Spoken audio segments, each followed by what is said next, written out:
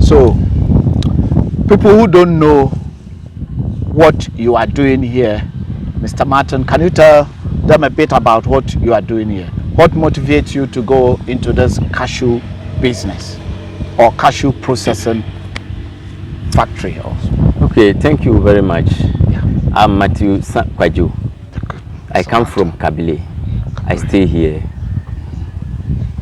What motivates me to come and set up this factory is in 1998 we were selling the raw cashew nut to the exporters. By then they were buying the cashew at a low price, but we were not happy about the price.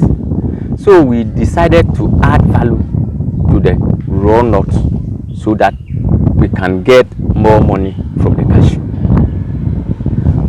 Because of that, the farmers in the Kabile, we organized them and formed a cooperative. When we formed the cooperative, we told them to buy shares in the company so that we can use that money to build factory so that we can process the cashew.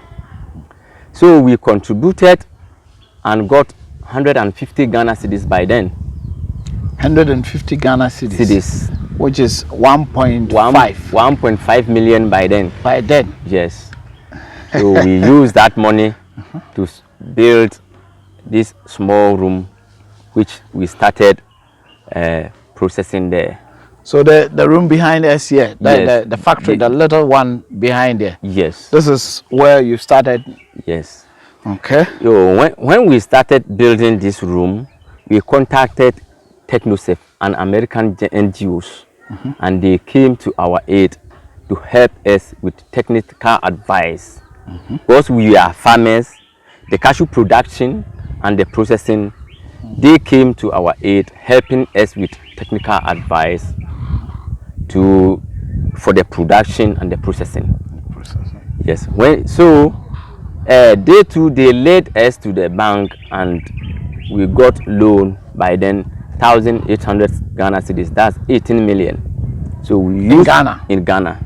We used part of that money to buy machines and raw cashew nut from the farmers to process. So 22 years ago, you plan to. So I think it's 23 now because it's 1998. Yes, we started it in 1998. To organize yourself. Yes. And the factory was built in 1999. 1999. So 22 years ago, yes, you started this factory. Yeah. And now you are producing cashews to the other part of the country. Yes. When we started with only 5 workers.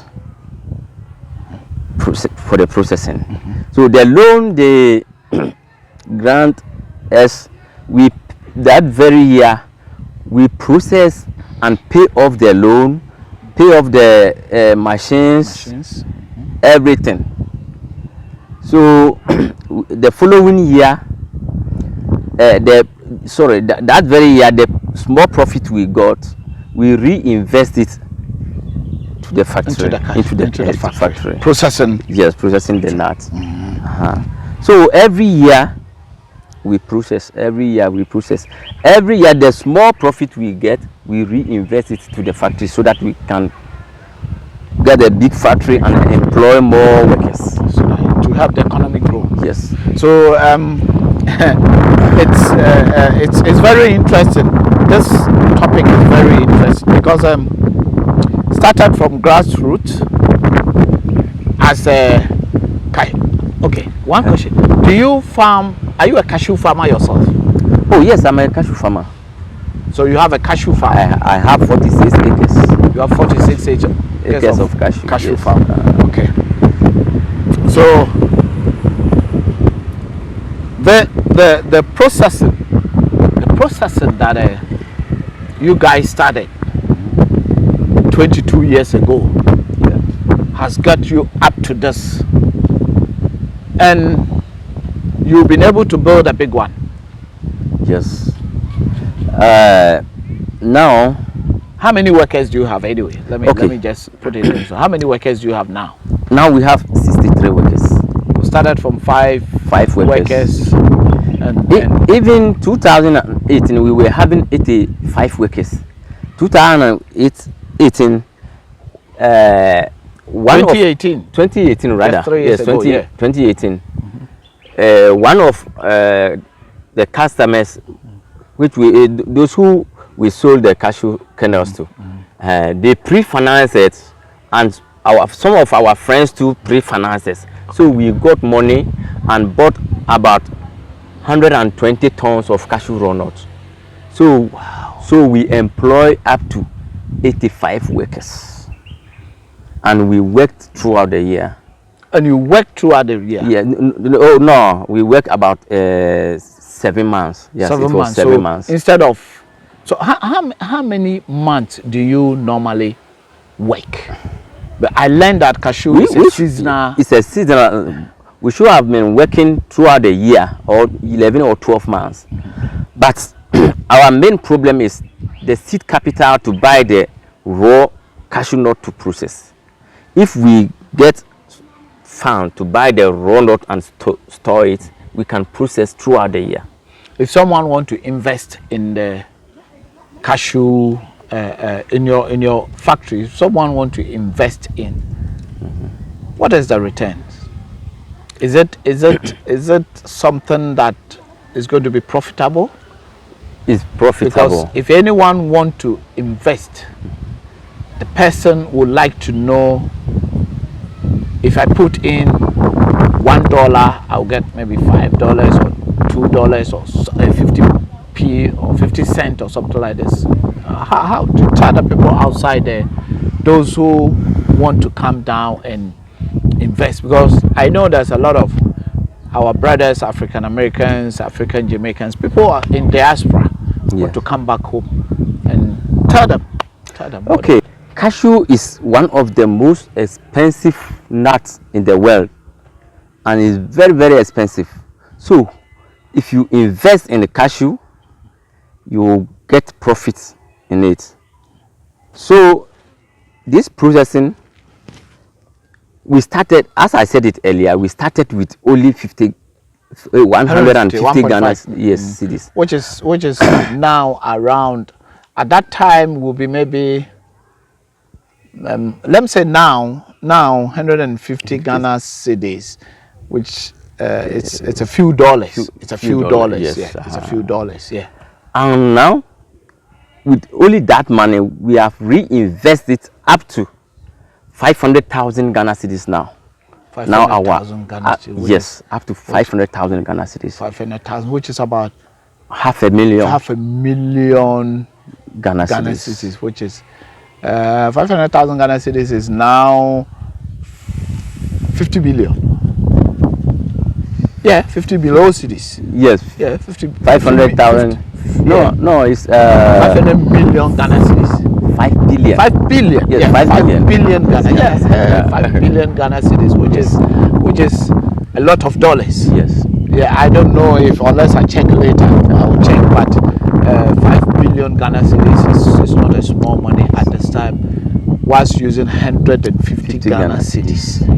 Reinvested within 20 years and up. You got this amount. That means it's a profitable business. But this 20 years we are talking about, I think we work only 15 years. We work only 15 years. There are some years the raw material price was very, very, very high. So if you process, you can't sell the kernels in Ghana. You can't sell the kernels. So within 2014, 15, 16 up to, we didn't process. You didn't process? You didn't do anything at all? We didn't do anything. We were producing the raw materials, selling to the exporters. Selling to the exporters. Yes. So that means you process it and they sell it here cheap. So the best way is to process it and sell it outside foreign country. Yes. But now you don't have anyone who get it in foreign country. You don't have anyone who, after processing it, sell it to in outside the country. We have so many people, but now we are going for certification. You have to get certificates or some FD food and transport. Yeah, we have that one. We have that one. You have standard board. Yes, certification. The certificate we will use to export. Oh, for the foreign. Yeah. Yes. And how is it difficult to get it? Oh, we started last year. But through Cashew and ACA, I think maybe within 2 months' time we can get the. So within a few months, yes, we can. You can start selling it into foreign. I mean, we can outside. get the certificate, but we can't export because there is no raw materials, no money to buy the raw materials. Not enough money. To buy the raw materials for export. But if those investors in the next 2 to 3 months or in the next season of cashew, you can export to some. If you get more. Yes, if we get more investors to come in from next year going, we can export cashew. Okay, from next year going, you can export cashew. Okay. These are some of the challenges you are facing. The challenges that lack of investment into this cashew processing. Yes. So at the same time, you want to tell me that entrepreneurship is expensive in the country? Yes, it's expensive. It's very, very expensive. Here, in our factory here, at the start, like to start from April, or start from February, March, April, it's difficult to get workers at this area because everybody is harvesting his cashew. Most of the women, the men, everybody is having cashew farm. So they harvest their cashew at this time. But from ending of this April going, if you come and see here, you get plenty workers, but because the factory is very small and we don't have enough capital to buy the raw materials, then when they bring application, you don't pick them. Yes, if they want to come and invest in cashew production, they can get a land around here to do their own farming.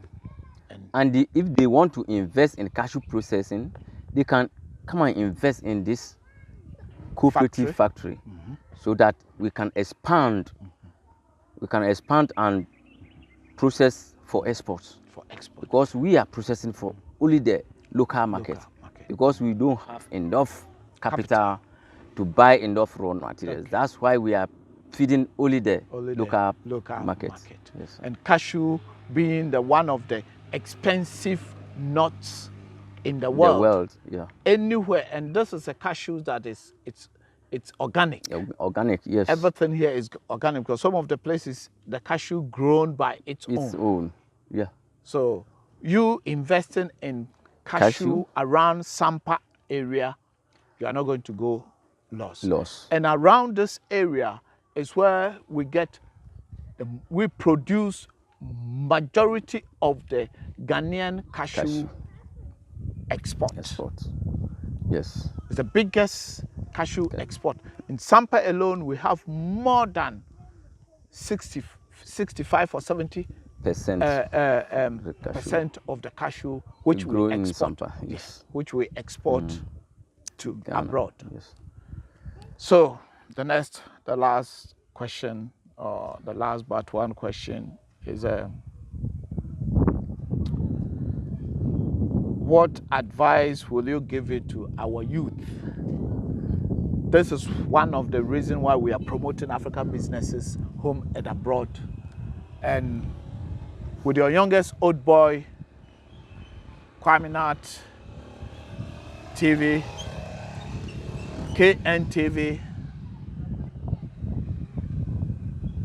KNTV as well, like, share, subscribe. Don't forget to press the notification bell. Any video that comes out, you will be the first person to hear. One thing that I always ask, we have a lot of youth, African queens, our middles, our ladies, and our kids that travel to Middle East. And when they travel there, they maltreat them, sell them, or sold them, and sometimes they need to come back to home. Last year, Canada, Japan, I always mention his name because may God bless him. Last year, he went and brought hundreds of them, spent more than $200,000. Government also did the same thing. Still, people are going. What advice will you give it to these ladies and these young men who go through the Mediterranean Sea to Europe or to the Western world, and most of them lost their life in the sea? What advice will you give it to them? Okay, thank you so much. The advice I'll give it to them is, even, let me see, if somebody want to travel to overseas like abroad. Abroad, they use plenty money, 100,000, 150,000, Yeah. and in Ghana here, 100,000 is a huge of money. You can use that money to start business. As I said it earlier, look at this factory. We started with 150 Ghana cedis. Look at now how it is. So my advice is, if they get money, they should start small business with their own here. That will help them more than going outside or going there for them to Be maltreat them and lose their lives. Most people lose their life. Yeah. So they should stay in Ghana here. The small money they have, they should start small business, and it will grow up. To grow up. They should start small business, and it will grow up.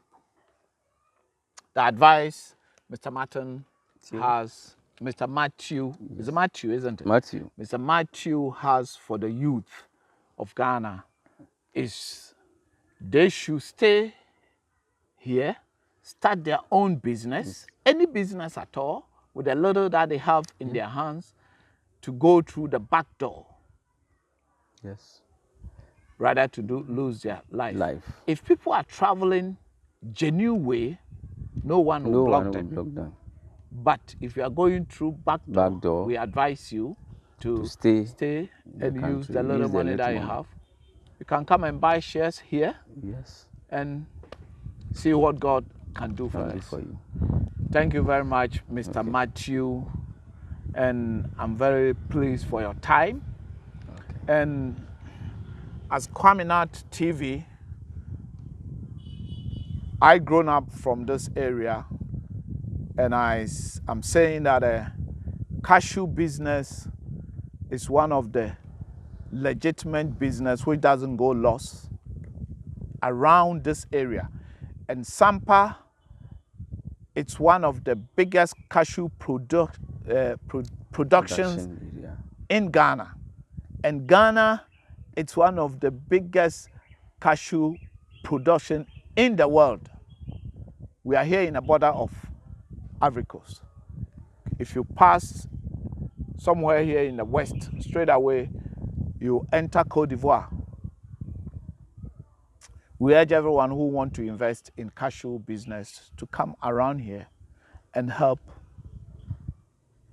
produce cashews to the rest of the world, and also help build Africa, our African brothers and sisters in diaspora, to come and help build Ghana, build Africa in the whole. Thank you, Mr. Martin. Thank you for your time. Okay, thank you too.